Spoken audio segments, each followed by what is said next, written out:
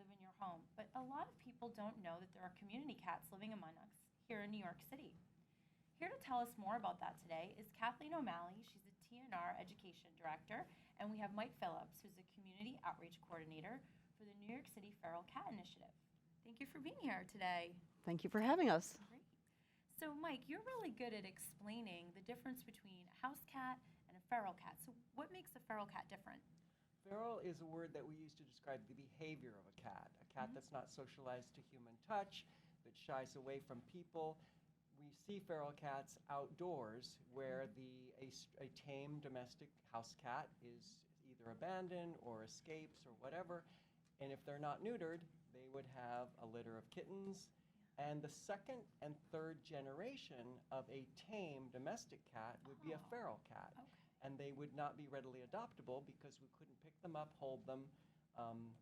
They just don't want to be around humans. And the spaying and neutering part is really important because they multiply very quickly. So give us a snapshot of kind of what could happen between two cats in a short period of time if they go unfixed. Well, one scientific study did the math on that, and one unspayed female, after the end of 7 years, she and her progeny would number about 100 to 400 cats. So we can see how quickly that could multiply. The variables, of course, are food source and ratio to male and female. But in New York City, we've seen it several times where two cats in the end of 2 years have been up to 75 cats when we've really been able to follow and study anecdotal statistics. That's enlightening. And both of you work on TNR. So that's, for our viewers who don't know, that's Trap, Neuter, Return. And it's a process, and you have volunteers that come and do trainings with you. So tell us about what a training is like, and also just what TNR is in general, and how it's helping control that population crisis. Sure. Trap, Neuter, Return is the humane and effective method of controlling feral cat populations. And it also includes ongoing care of a cat colony. That's a group of feral and stray cats living outside, unowned. So our TNR trainings are 3-hour workshops where people who are already taking care of feeding feral and stray cats, collectively called community cats, they come to our training so that they can learn how to humanely trap, take them to the vet, take care of them after they've come back from the spay-neuter surgery, in which they also are vaccinated against rabies, and they are ear-tipped, which means when they're under anesthesia, the top 3/8 of an inch of the cat's left ear is surgically removed. It doesn't hurt the cat. It's sort of like getting your ears pierced. And they end up looking like the cat on Mike's t-shirt. And what the ear tip does is it lets you tell from a distance whether a cat has been through TNR, because these cats are feral, they're afraid of us, they're not going to come here, kitty, kitty. Right. So you need to be able to spot them and track at a distance. And if it reassures the public they've been vaccinated for rabies. Yes, and then it very prevents important. us from trapping and reoperating the same cat. Exactly. Sometimes we have a colony of 15 black cats. Right. And they don't come to here, Sammy, here, Charlie. Which one needs to be neutered? They don't raise their hand and step forward. Yeah. So your workshops, anyone can go. Where do they learn? Like, do they go to the ASPCA? Where are they hosted? Well, the NYC Feral Cat Initiative is a program of the Mayor's Alliance, but we have our own website, nycferalcat.org. And in the left menu, you can see workshops, and you can look on that calendar, and we have many different specialty workshops in addition to the TNR training. Bottle feeding, bottle and taming feeding, kittens. winter shelter building. Yes. Although shelters, cats benefit from a shelter all year long from the rain. But we had a very cold winter this last, we had some 0-degree weather there in February, and those shelters came in really handy. Absolutely. Yeah. And we hold the TNR training workshops at, in Midtown Manhattan at the ASPCA headquarters. They kindly host us for the TNR certification trainings. And we also hold the trainings throughout the 5 boroughs at public libraries. So it's very accessible. And how are the frequency of them? Are they held monthly or? Twice a month. Twice a month. Once is always in Midtown at the ASPCA, and then the second training is in another part of the city. And all of our workshop presenters are all people from the trenches that have been doing Trap, Neuter, Return for many years. Most of them are affiliated with one of the groups under the umbrella of the Feral Cat Initiative, and so they know what they're talking about. They really can help guide people to get started with solving a situation in their neighborhood. Yeah. And the Alliance for New York City's Animals, which you mentioned, Mike, they are the umbrella organization for our viewers that don't know. So they work with 150 rescues and organizations here in New York City, and they have several programs and initiatives. So the Feral Cat Initiative is one of their programs. So you had a food giveaway recently, and that was available to the certified caretakers. Yes, we had 2 generous donations through the Jackson Galaxy Foundation. Oh, wow. Wellness donated wet food, and through the ASPCA, we got donations of 9 Lives dry food. And there was quite a lot of it. there were 22 pallets of food at the last giveaway. Oh, wow. And we gave away food to more than 260 certified TNR caretakers. It's a big deal. Yeah, it was really gratifying. It was a lot of work, but it was so worth it to see the caretakers, and they're so happy, and they even wrote us emails on behalf of their cats saying thank you. So, and it was just a wonderful collaboration between these donors and our organization. Well, I just want to say thank you to both of you, Kathleen and Mike, for being here with us today and sharing information about the New York City Feral Cat Initiative. If you want to learn more, or if you have cats living in your backyard or near your brownstone, please look it up, NewYorkCityFeralCat.org, and you can become a certified caretaker. Thank you for being with us. Until next time, I'm Stephanie Matera.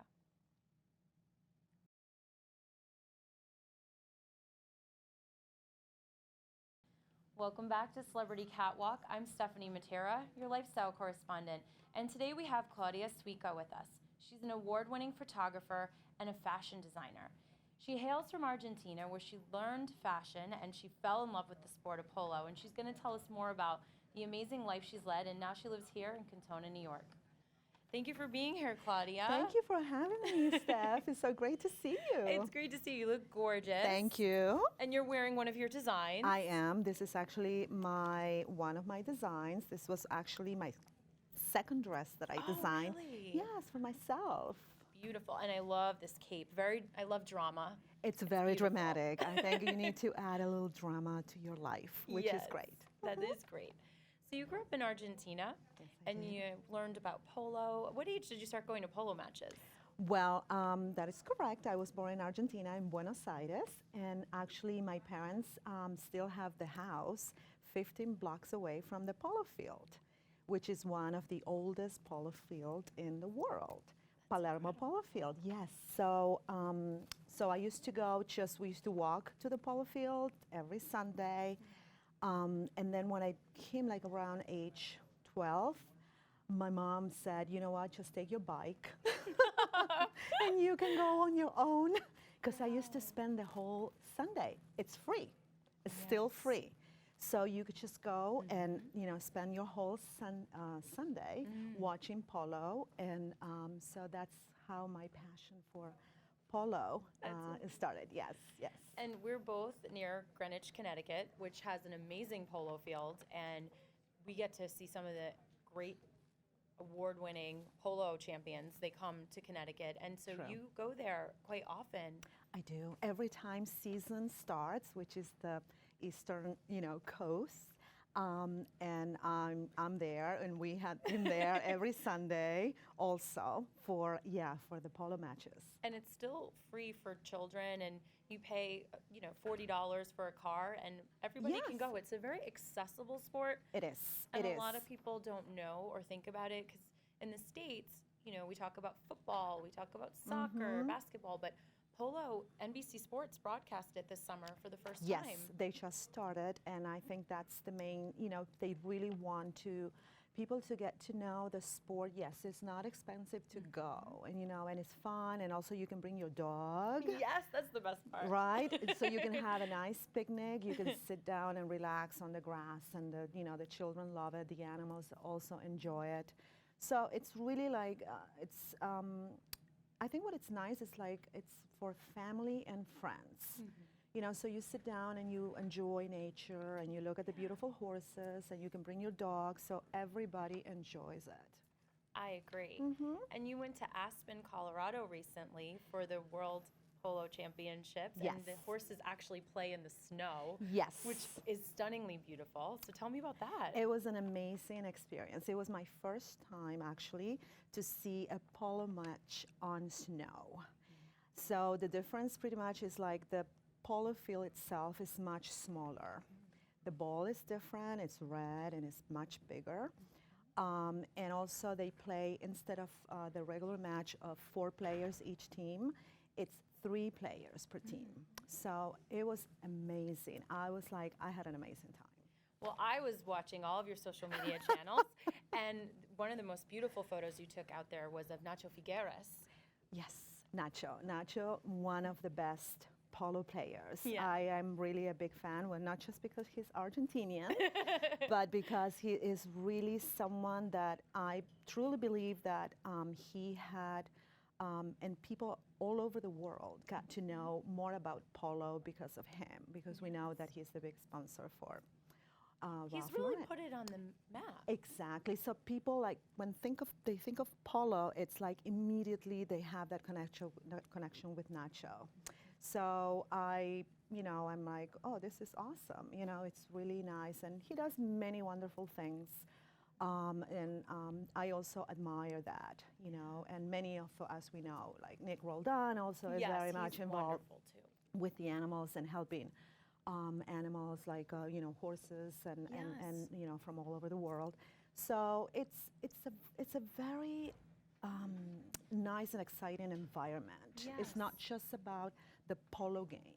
It goes beyond that. It's people gathering together and just doing good for Polo for good. That's the hashtag we normally use. Exactly. Polo for good. I do fashion for good. So Aspen was totally everything that it was made for that whole week. It was donated for charity. So it's amazing. You have all this wonderful, one of the best polo players in the world, gathering, coming from Argentina, from England, from Mexico. For a game, for a match that is going to make money for a charity. It's a very philanthropic sport. It really is. Yes. And they get hands-on. At the matches, we see them pose with the children for pictures. They work with kids with cancer. Yes.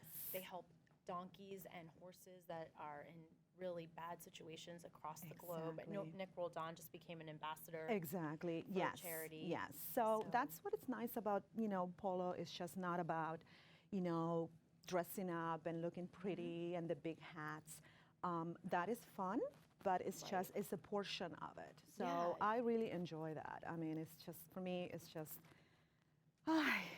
an amazing experience, and I wish everybody will go to a polo match.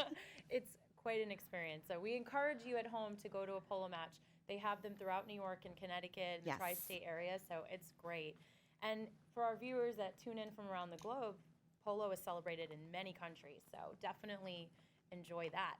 And you're also an award-winning photographer, so Oh boy, yes. I saw that you had an exhibition at the Louvre in Paris, Yes. as well as a See Me exhibit at Art Basel in Miami. Yes. So tell me what it's like to see your photos. You do it from a place of love and passion, and I to do. see it come to life and have people celebrate it at award-winning programs and in beautiful institutions like the Louvre. I was extremely surprised. I mean, photography for me started as pretty much like a therapy. I would go out with my camera and photograph nature and photograph my dog and Oh, photograph nice. birds and So when this was almost pretty much like a little snowball that it became bigger and bigger. I was just like, I have no idea. I mean, I just, started shooting and posting my pictures. I, built up my website. I joined this wonderful community of artists, which is CME, the CME group, and they support artists from all over the world. So you can have your photographs, anything that you make, you do, and you love. So that was my start, right? And they are the ones that chose my picture, and I actually had two pictures. I had a macro shot, and I had the polo shot of Nacho Figueras exposed at the Louvre. It was extremely, it was just an amazing experience. In Miami, it was always, it was just, those were my fashion photographies that were on exhibition. It was really amazing, an amazing experience, like my children. Right. They were like my children, So yes, I love photography. It's really rewarding. So yes. if our viewers want to check out your photography, where should they go? Sure, it's www.claudiasuicaphotography.com. When we come back, Claudia is going to give us a sneak peek at her fashion line. So you don't want to, sorry, let me start again. Sorry, guys. When we come back, we're going to give a sneak peek at Claudia's fashion line. You don't want to miss it. So welcome back to Celebrity Catwalk. I'm Stephanie Matera, your lifestyle correspondent, and we have Claudia Suica here with us. She has a new line called Trish Collections by Trish Branding Image, and everything is made here in the U.S., ethically sourced, and it's made for every body type. We have 3 gorgeous models modeling the Trish collections, and Claudia's here to tell us more. Thank you for being here, Claudia. Well, thank you for having me. So tell me about Olga's dress. This is gorgeous. Well, Olga is wearing what I call the just one sleeve off the shoulder dress. And as you can see, it's just like all my dresses do not have any zippers, no buttons.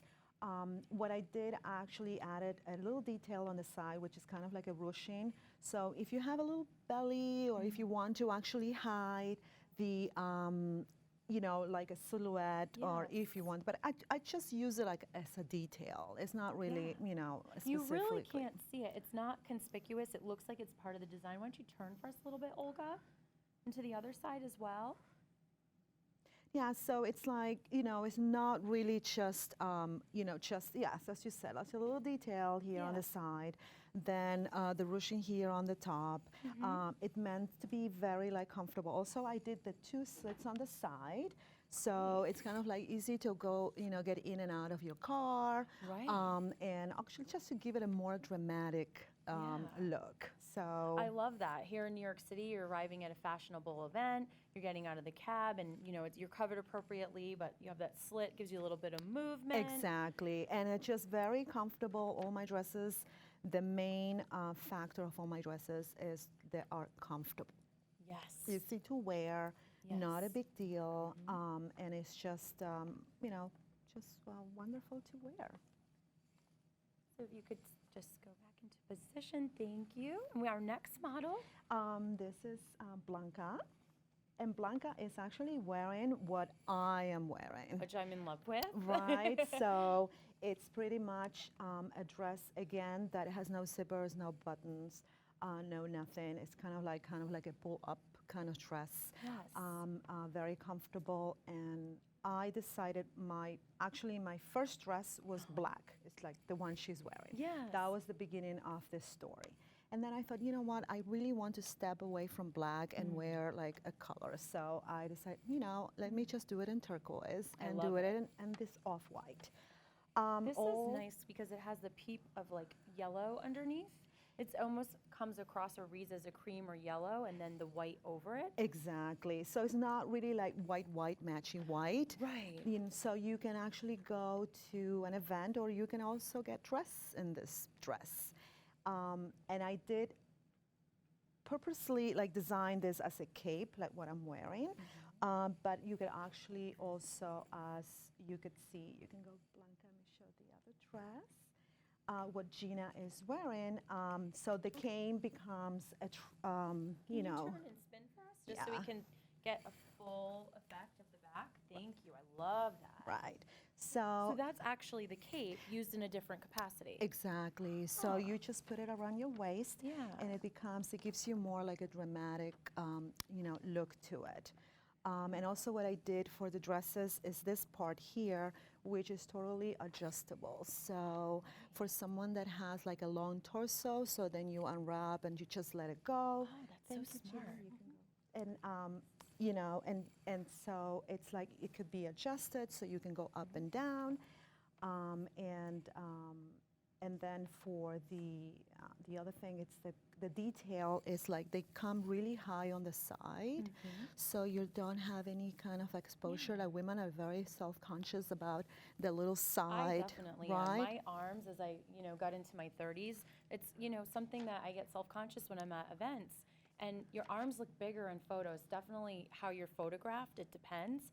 But if I had this on, like I wouldn't even be thinking about my arms. I'd just be having a great time and posing and not worrying how my photos that's look. exactly, because what the problem is with arms is just that as you get older, like as I got older, I'm not happy with my arms. So I thought, okay, so if I design something like this, I could be sitting, I could be dancing, I could be doing pretty much anything. And if I actually do have to be photographed, then anyone can photograph me from any angle, and then it's not going to be an issue for how the camera is capturing you. So all of these are adjustable, correct? So it's one size fits all. Actually, what I did is I have only 2 sizes. 2 sizes, Only 2 sizes, which she will be size number 1. Okay. And then us is size number 2. So curvy or taller? Exactly. Okay. So you can go with a size 1, you can go petite. Okay. Petite, and then a Blanca, it will be curvy, and she is the tall. So because the fabric, like I wear, this is actually my size. Wow. But on her, it works just perfect because she's tall, so the dress kind of like adjusts to her body. When I wear it, it goes in different sections of my body, so it fits me too. So that's the fun of all these dresses, that I just wanted to do only 2 sizes. I love. Also, before we conclude, I just wanted to take a look at these beautiful faux fur pieces, because at Celebrity Catwalk, you all know we love animals here, and we only want to show socially conscious fashion. And these beautiful pieces are 100% faux fur mink in a beautiful chocolate brown. So we have this gorgeous stole, which right now it's very cold in New York. We love to have that.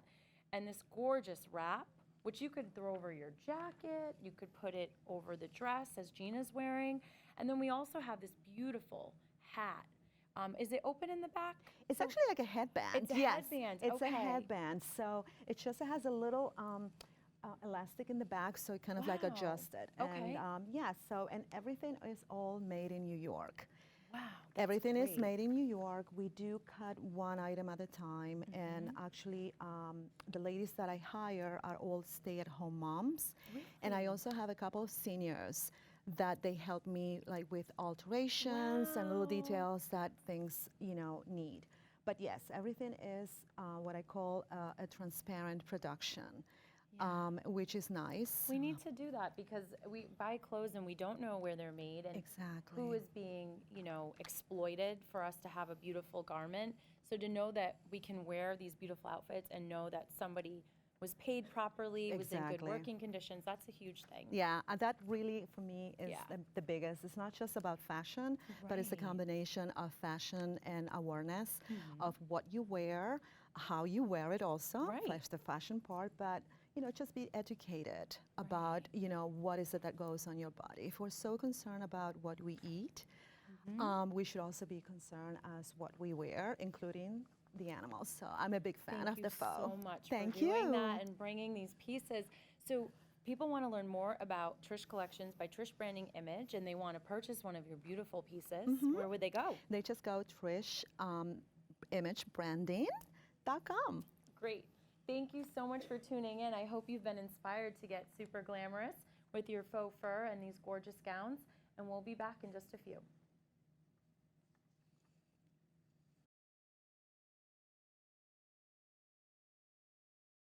Pause in the City 2016, CelebrityCatwalk.com. Furry fashionistas will once again be hitting the catwalk for charity. Designers are currently being considered for Paws in the City 2016 in New York City. If you would like to participate in Celebrity Catwalk's next Paws in the City event, here are some important details that you need to know about. Paws in the City weekend will take place in New York City the weekend of May 20th, 2016. That's the weekend before Memorial Day. Designs are due in New York City by April 15th, 2016. Designers pick models from the approved Celebrity Catwalk model roster. Designers also create and donate a minimum of 10 looks for the runway. Not 6, not 7, but 10. Of course, you can create more than 10, but 10 is the minimum. Why 10, you say?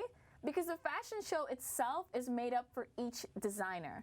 Each designer has their own scene within the show, so designers have total control over what they put on the catwalk. Celebrity Catwalk, we do months of promoting the show and its participating designers. So if you want your designs to hit the catwalk for charity, we look forward to hearing from you. CelebrityCatwalk.com.